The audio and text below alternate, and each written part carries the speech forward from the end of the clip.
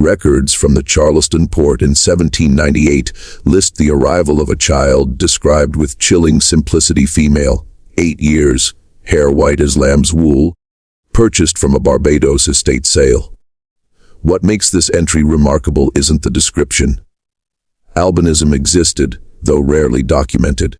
It's what happened over the next 36 years. That same woman appears in 17 different plantation ledgers across Georgia and South Carolina. Her distinctive appearance made her impossible to mistake. Medical journals from the 1820s reference examinations of a Hadda Doheen with congenital white hair, a case physicians couldn't explain. But the mystery isn't medical. It's what plantation owners discovered about her value, and why 5 different men paid increasingly desperate prices to own her. Each one died under circumstances that were never quite explained. The truth involves no supernatural elements, just human greed, a woman's impossible patience, and a secret about indigo cultivation worth killing for. Before we continue with the story of the woman Charleston society called Cotton, I need you to do something.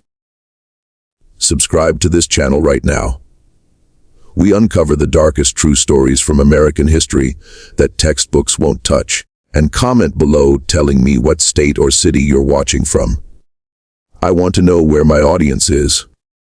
Now, let's discover what really happened to the most expensive piece of property in 3 states. Her real name, the one given at birth, was never recorded. The Barbados sugar plantation, where she was born, kept meticulous records of everything except the enslaved. They listed barrels of molasses, pounds of sugar, even individual chickens, but reduced human beings to tally marks and physical descriptions. When the estate collapsed in 1798, after a hurricane destroyed 2/3 of the crop, everything was liquidated. Ships carried the wreckage to American ports, damaged equipment, remaining livestock, and 93 people sold to cover debts. The child arrived in Charleston with hair so white it looked like cotton ready for picking.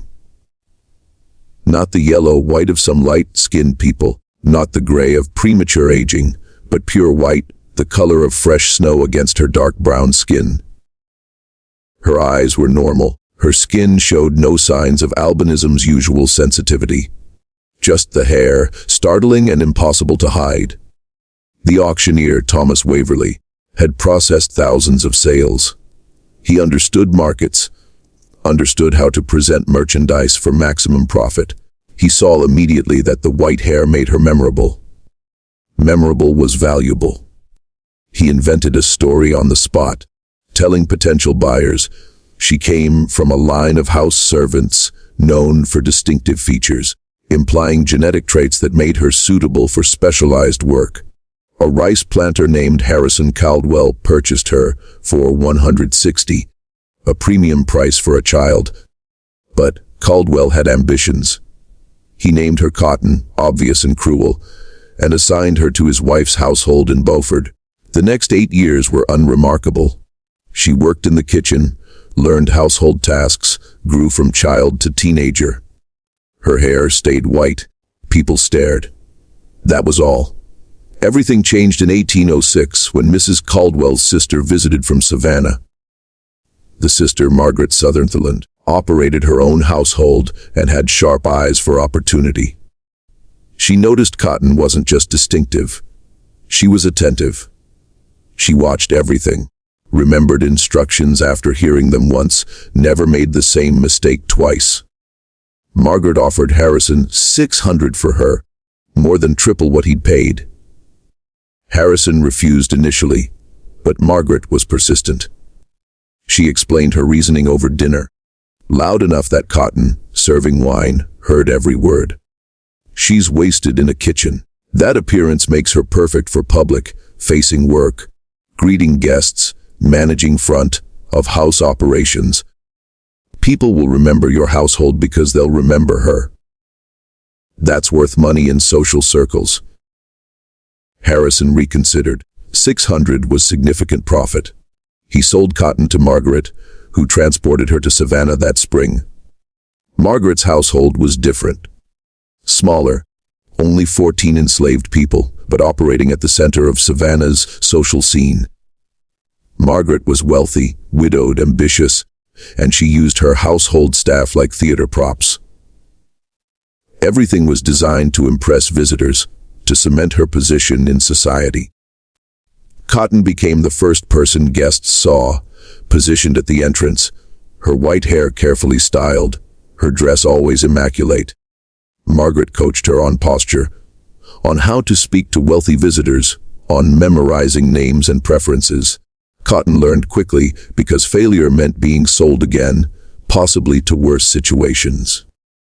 She served in that role for 3 years, becoming known among Savannah's elite as the Sutherland woman with the extraordinary hair.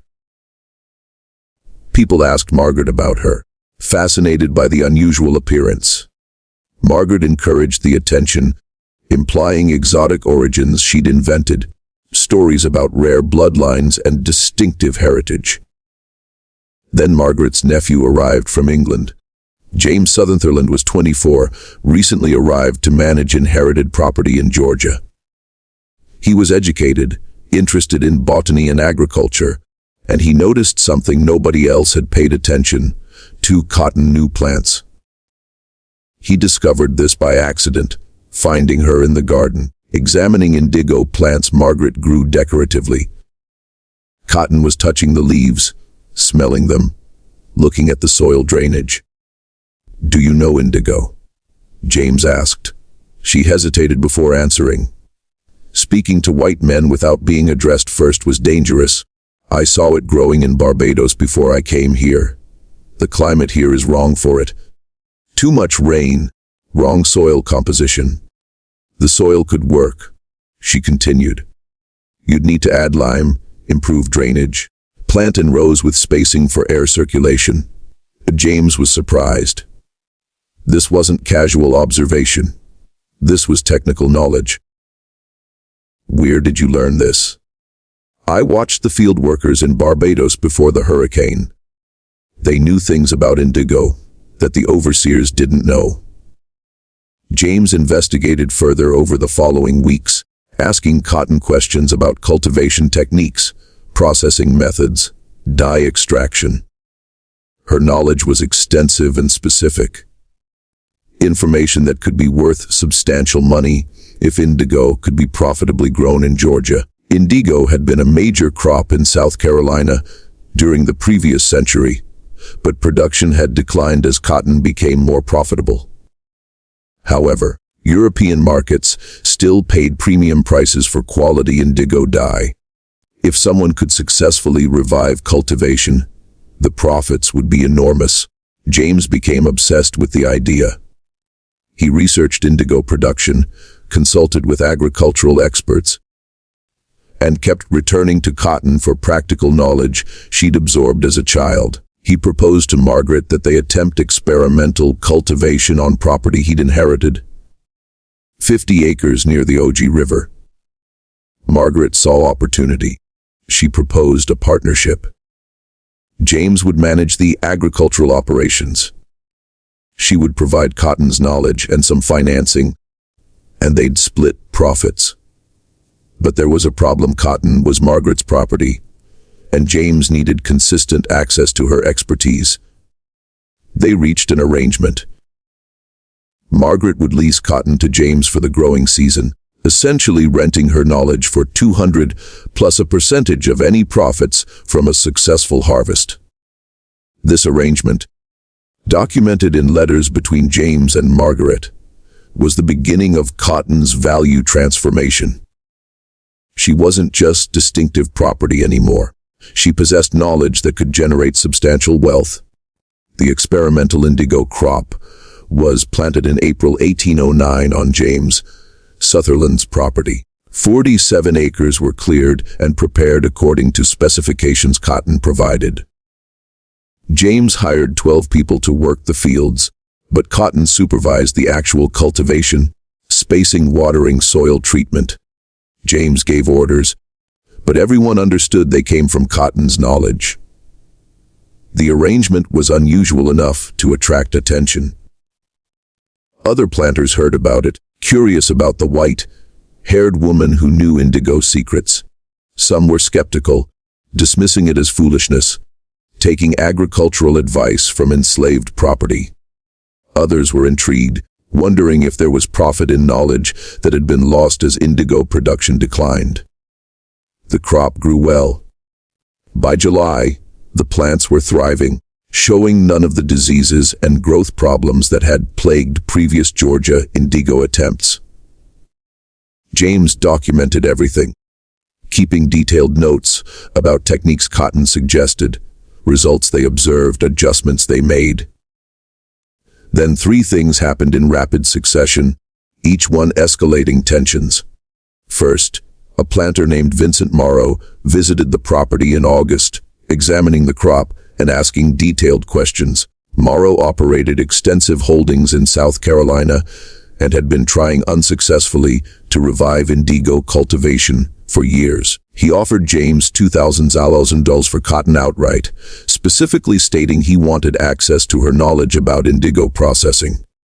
James refused, but word of the offer spread. $2,000 for a single enslaved woman was extraordinary. It signaled that Cotton possessed value beyond normal property calculations. Second, Margaret Sutherland received a visit from a physician named Dr. Nathaniel Cross, who had heard about the unusual he with white hair and agricultural knowledge. Cross wanted to examine Cotton to document her case for a medical paper. He was writing about hereditary characteristics in the colored races. He offered Margaret $300 for access. Margaret considered accepting. $300 for a few hours of examination seemed like easy profit, but something made her hesitate.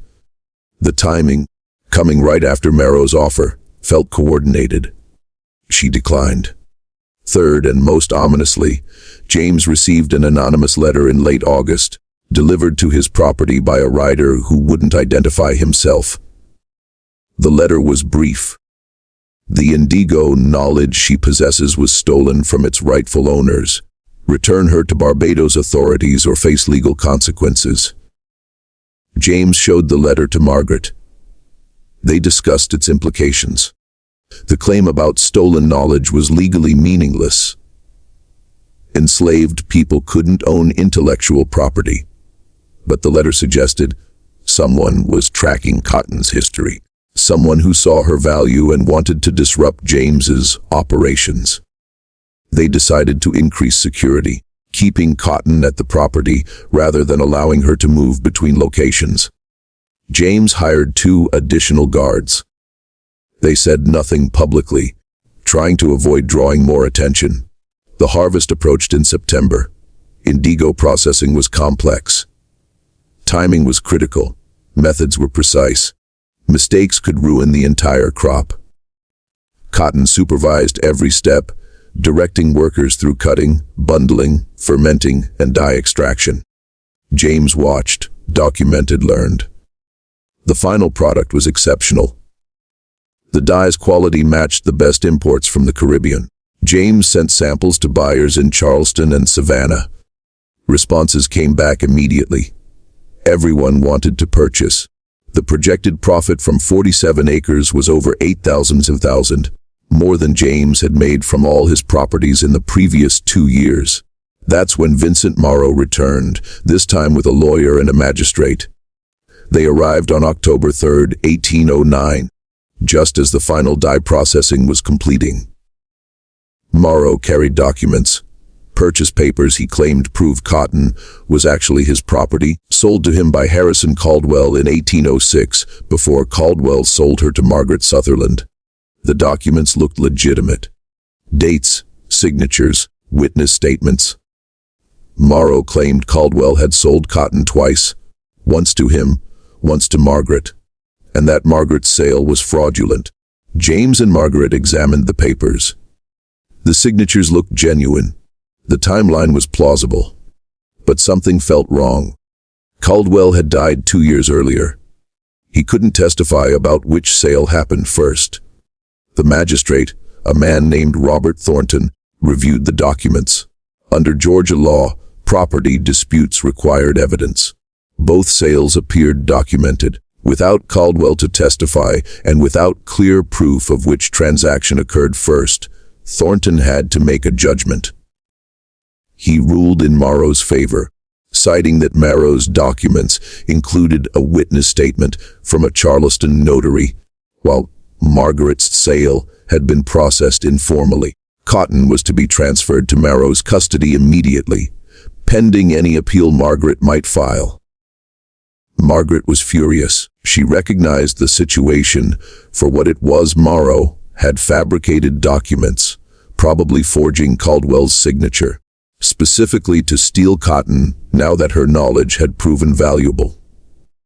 But proving forgery would take months, require extensive legal proceedings, and Morrow would have Cotton during the entire process. James pulled Margaret aside. If he takes her, we lose everything. He'll extract all the indigo knowledge, use it for his own operations, and we'll never see any of that. 8 Severlosen. What are you suggesting? That we don't let him take her? Margaret understood immediately what he meant. Not legal resistance. Physical resistance. Hide Cotton. Claim she'd run away. Create enough confusion that Morrow couldn't easily take possession. But before they could act, Cotton herself did something unexpected. She walked directly to Vincent Morrow, looked him in the face, and said clearly, "I won't work for you. You can own me legally, but I won't share what I know about indigo. You'll have property that refuses to be profitable." Morrow smiled. "You'll work or face consequences. I've survived worse than anything you'll do. And knowledge can't be beaten out of someone. You need cooperation." "I won't cooperate." It was the first time anyone had heard her speak so directly to a white man. The magistrate looked uncomfortable. James and Margaret were shocked. Morrow's smile faded. "We'll see about that," Morrow said. "Load her into the wagon." 2 men Morrow had brought moved toward Cotton. That's when the situation exploded in violence nobody anticipated. Violence that came not from Cotton, but from the 12 field workers who had spent months learning from her, who understood exactly what her knowledge meant for their own survival. The workers didn't attack. That would have meant immediate execution for everyone involved. Instead, they created chaos. Tools dropped loudly. Someone knocked over a vat of processed indigo dye. Another person started shouting about a fire that didn't exist. In the confusion, Cotton moved quickly toward the tree line bordering the property. James made a split-second decision. He shouted for everyone to help contain the fire, directing attention away from Cotton's movement. By the time Morrow realized what was happening, Cotton had disappeared into the woods. Morrow demanded an immediate search. The magistrate, now deeply uncomfortable with the entire situation, authorized it. But only until nightfall. He wasn't going to deputize a manhunt for a property dispute. Morrow's men searched for 3 hours, finding nothing. Cotton was gone. What nobody understood initially was that she hadn't run far. She was hiding less than a quarter mile from the main house in a storage building used for tobacco drying that sat abandoned. She stayed there for 4 days. Food and water were brought secretly by one of the field workers, a woman named Patience who had been at the property since before James's arrival. During those 4 days, everything shifted. Morrow filed legal complaints demanding James and Margaret be charged with aiding an escape. Margaret hired a lawyer who filed counter complaints questioning Morrow's documents. The magistrate, regretting his hasty ruling, ordered both parties to appear in Savannah court in 2 weeks with all evidence. James sent urgent letters to contacts in Charleston, trying to verify Morrow's purchase documents.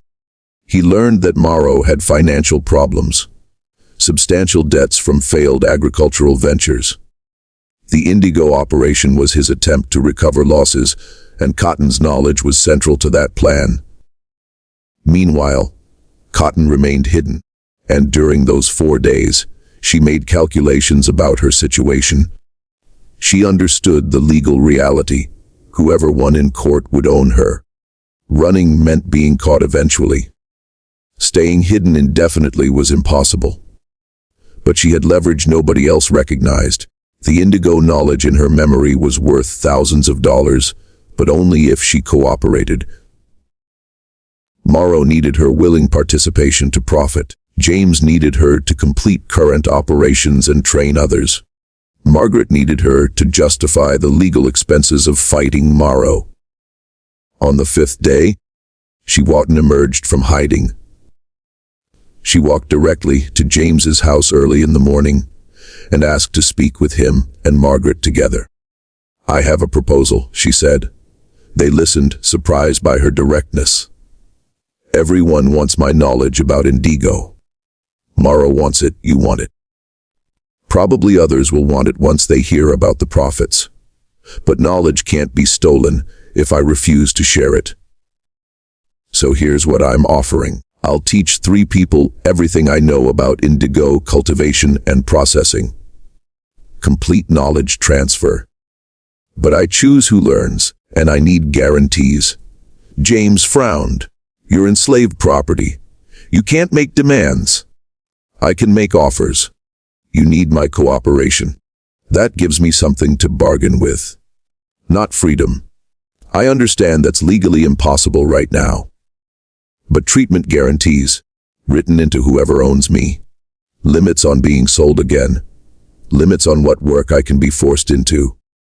Written protections." Margaret was intrigued despite herself.